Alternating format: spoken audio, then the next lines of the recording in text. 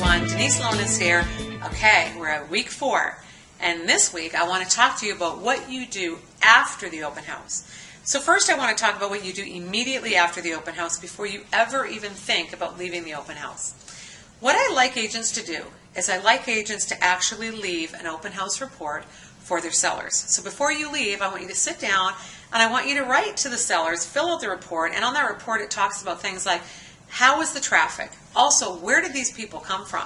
I think it's really important when people come in to make sure you're tracking where did they come from? So how did they find out about the open house?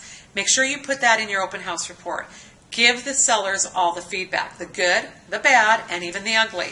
Put it in writing. Don't be afraid. That's what someone has hired you to do, is to give them an honest opinion about what's going on with their house. So you have to give that feedback. So before you ever leave the house, I want you to make sure that you fill out that open house summary and feedback report. Now some agents will say, no, I don't want to do that. I think I'm just going to call the seller. Well, you can call the seller. That's in addition to this, but it's really important when the seller comes home that they're coming home and they're not wondering, how did the open house go? Because there's nothing more frustrating than a seller not knowing how that open house went. Okay, the other thing you have to think about after the open house is, who did I meet today? Who within that group of people that I met are people that I want to follow up with? There might be people there that you don't want to follow up with. Also, did you meet someone at the open house and did you promise them to do something for them? Like perhaps maybe you're going to do appreciation rates for them. Maybe you're going to send them community information or neighborhood information.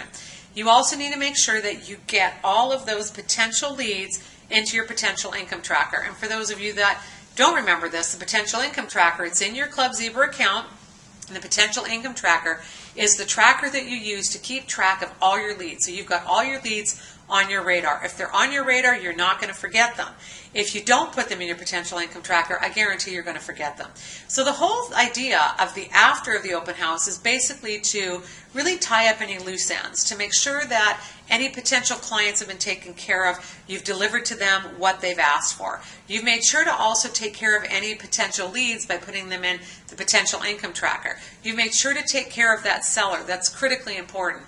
The final thing that you've got to do after an open house, though, is you've got to ask yourself, what worked, what didn't work? Where did the clients come from? Where did the potential buyers and sellers come from? Meaning, did they come from signage? Did they come from a neighborhood letter that you sent out? Did they come from a move up or move down letter or postcard? Did they come from your online advertising? Did they come from your offline advertising? Did they come from the neighbors maybe referring them? Did they come from your past client database? The whole idea is learning through every open house what works and what doesn't work. And what you're going to find out is that you're going to start to see a trend.